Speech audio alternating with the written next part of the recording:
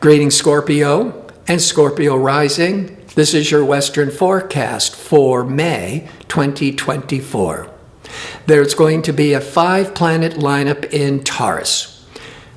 This is an unusual emphasis of planetary energies. If you have 3 planets in a sign, that is called a stellium. That's a major emphasis. The whole world is going to have experiencing 5 planets in Taurus. So depending on where Taurus is in your chart, how it impacts you, that's going to be the dominant theme. Taurus can be very stubborn, very determined, but also very sensual, very materialistic. Now, Taurus is 7 signs past Scorpio. The 7th is traditionally the sector of marriage, but that also includes contracts, partnerships, mediation. So there's a major emphasis on all forms of relationships.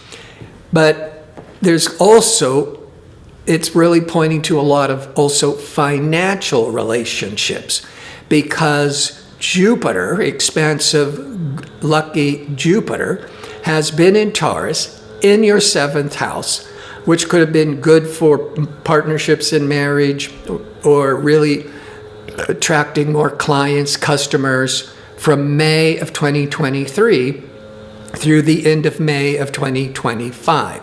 So on May the 25th, 2024, May the 25th, 2024, Jupiter, for the first time in 12 years, goes into Gemini for 1 year.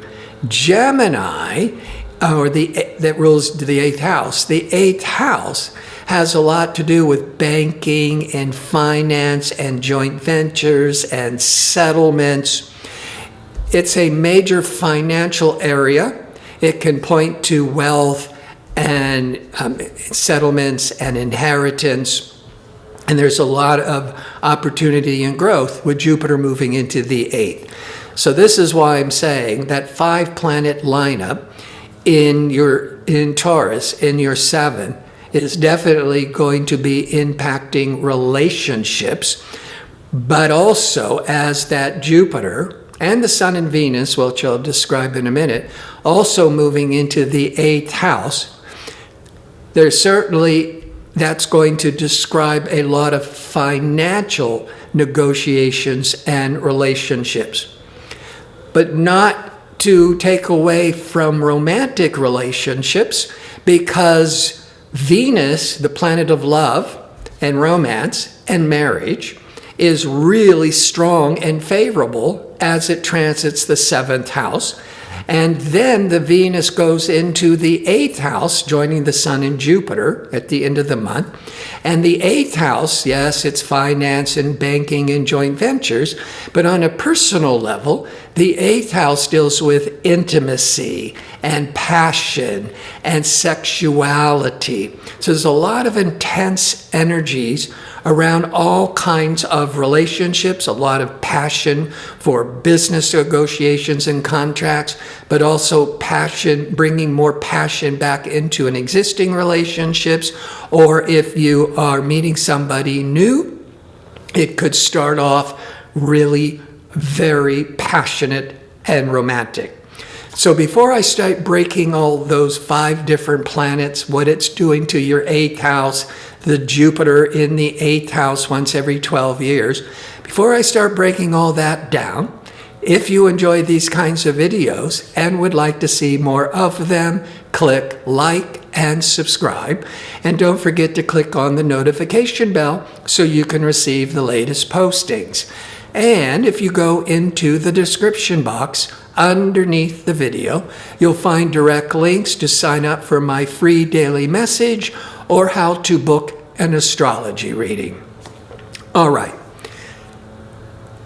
The new moon is on May the 7th in Taurus. Where the new moon is every 4 weeks is where your intention is, where you're planning your intention, where your focus is, your priority. And it's in your seventh, it's in Taurus, so it's also in your seventh house of relationships. But it's also, this new moon for the whole world is impacted by rebellious, unexpected, liberating Uranus. So the new moon, influenced by Uranus, could be bringing some sudden unexpected breakthroughs or surprises or upsets all around relationships of all kinds. The sun went into Taurus the last week of April through May the 20th. Where the sun is shining is where your priorities, what is being lit up, so relationships. But Venus, once a year, goes through all the 12 signs, and Venus, through the first 23 days, through May the 23rd, Venus, pleasurable, romantic Venus, is in Taurus, with the sun putting a real spotlight to intensify the energies of Venus in your seventh house. That Venus has a lot of desire, wants union, wants connectedness. Venus is very strong because it's in Taurus. Venus rules the signs Libra and Taurus, which means when Venus moves through Taurus once a year, it's at home. It wants to give its best influence. And it's moving through your seventh house of relationships. Jupiter has been in your seventh from May of 2023 to the end of May 2024. Jupiter brings every 12 years, wherever it's transiting, brings growth, luck, abundance, and it's been moving through that seventh house. This can be very favorable for getting married in these past year. Certainly attracting a lot more customers and clients with that Jupiter in the seventh. Now, Mercury is what is on your mind. What are you thinking about? What are you discussing?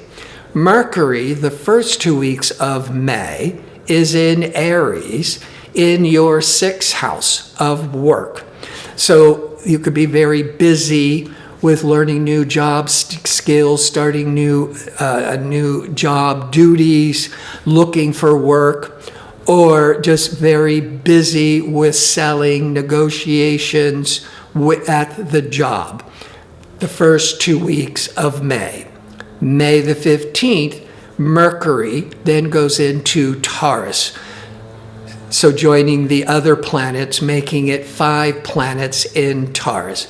So with Mercury, this is what you're thinking about, discussing, all forms of relationships.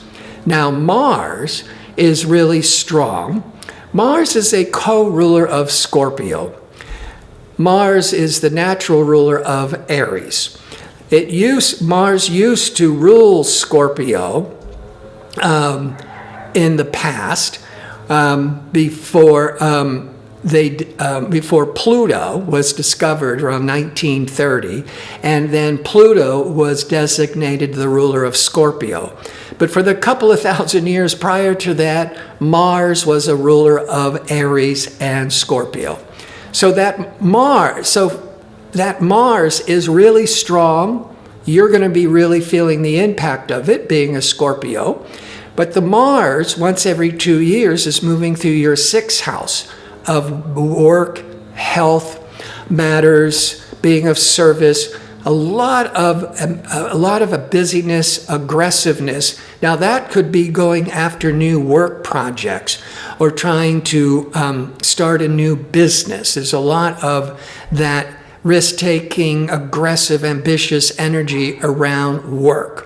Could be really favorable with Mars learning new work skills or technical skills.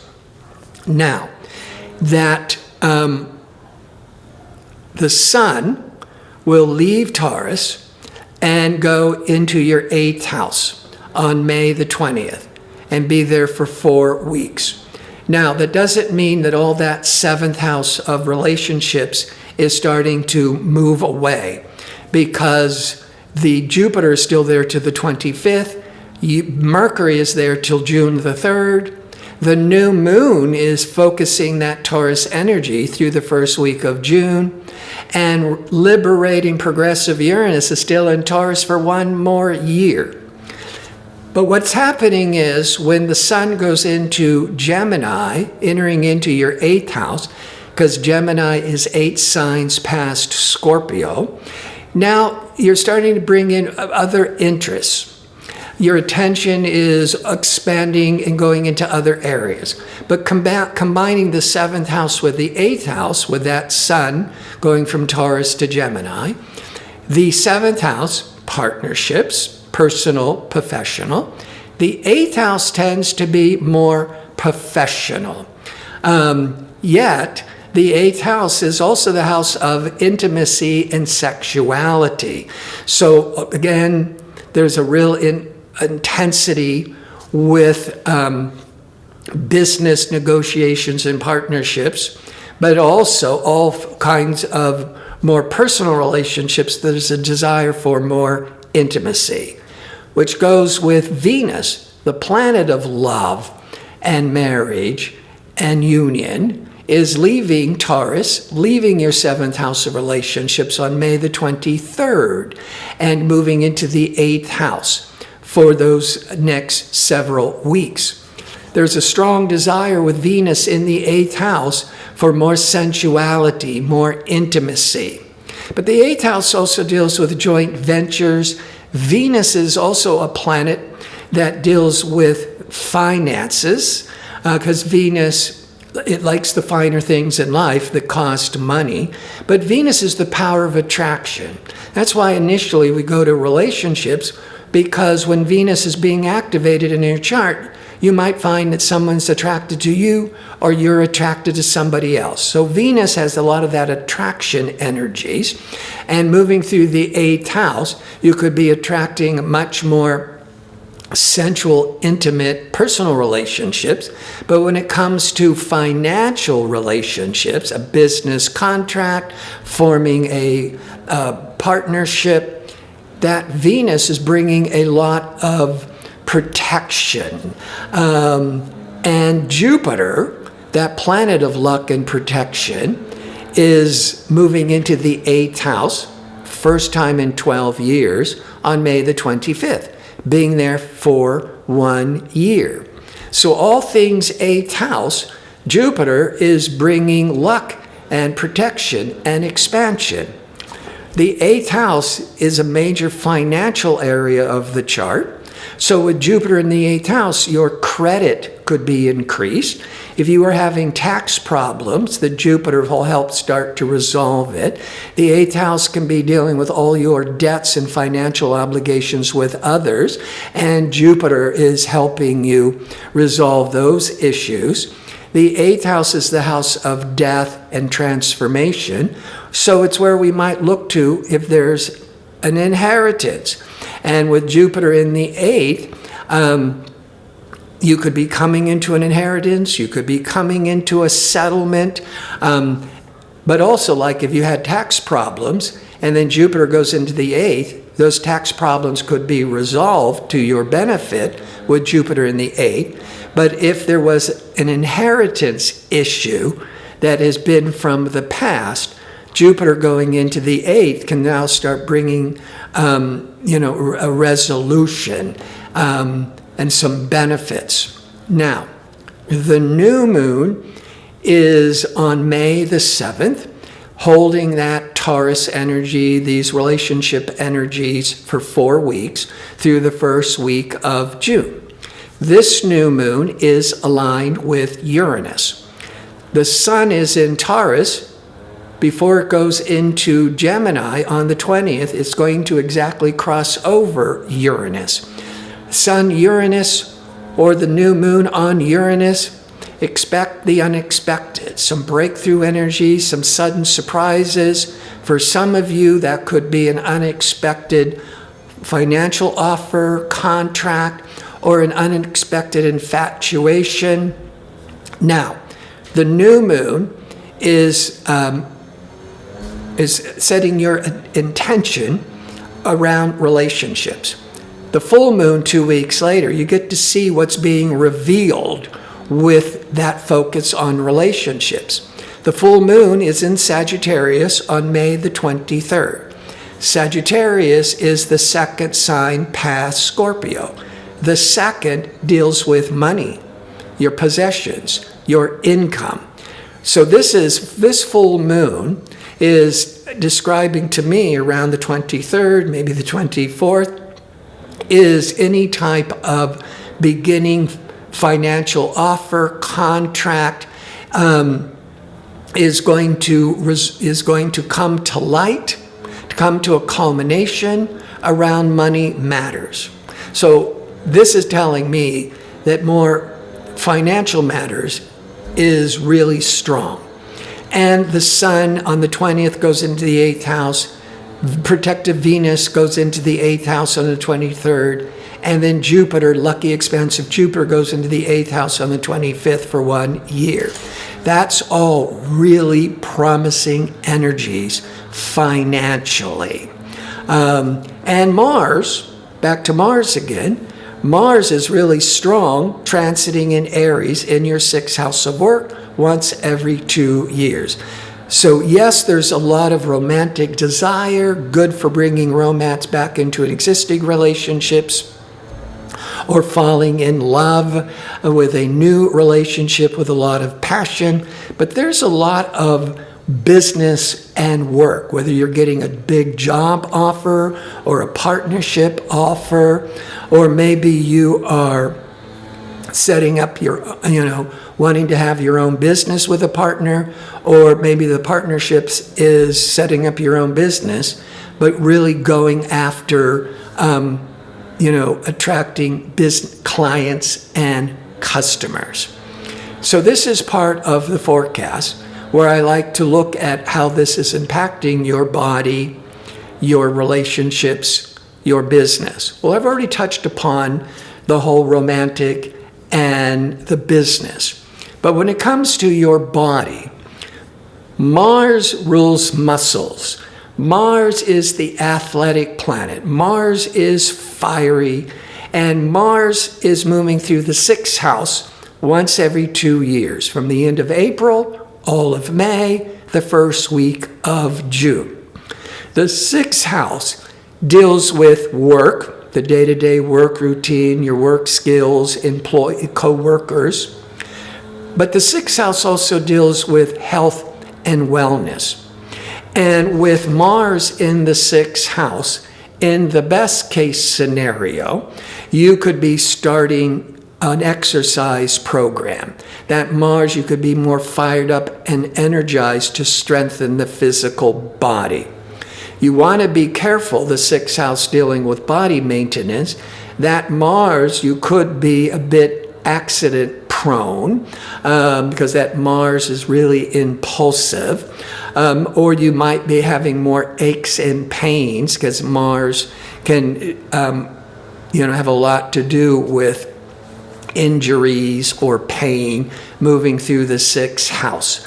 But the best way to channel that energy more productively for you, more positively for you, is to be exercising. But since Mars can be really impatient, you don't want to start an exercise program without stretching and warming up, and know what you're doing, getting a trainer at the gym as an example, and channel that fiery Mars energy with the body in a disciplined manner so you don't pull a muscle, so you don't injure yourself, but you're able to build muscles and really energize your all of your motivations. I want to thank you for watching. If you like information on how to book an astrology reading or to sign up for my 2-question offer, visit my website at gardino.go. That's .co. Until next month, be safe and well.